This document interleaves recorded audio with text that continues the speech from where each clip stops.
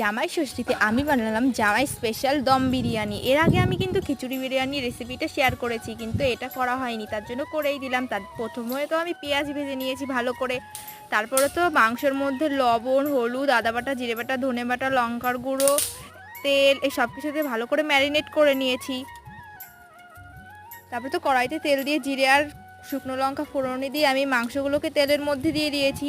তারপরে তো লেবুর রসও দিয়ে দিলাম একটু, যেহেতু আমার কাছে টক দই ছিল না। তারপরে তো আলুটা দিয়ে ভালো করে কষিয়ে একটুখানি জল দিয়ে দিয়েছি, আর সবার শেষে পেঁয়াজের বেরেস্তা আর বিরিয়ানি মশলা দিয়ে নামিয়ে নিয়েছি। তারপরে তো আমি দুধের মধ্যে কেওড়া জল, গোলাপ জল আর আতর দিয়ে মিশিয়ে নিয়েছি। তারপরে তো হাঁড়ির মধ্যে গ্রেভিটা দিয়ে তারপরে ভাত দিয়ে আলুগুলোকে সব দিয়ে দিয়েছি। তারপরে তো ভাত দিয়ে আবার ঢাকা দিয়ে মাংস, পেঁয়াজের বেরেস্তা, সানরাইজ বিরিয়ানি মশলা, ঘি আর মাংস গ্রেভির ওপর থেকে ওঠানো তেল দিয়ে দিয়েছি। তারপরে তো সবার শেষে আমি ভাত দিয়ে ঢাকা দিয়ে আবার সেই একই রকম প্রসেসে করেছি। তারপরে তো আমি 20 মিনিট মতো দম দিয়ে রেখেছিলাম। দম দেওয়ার পরে এটা সত্যি কত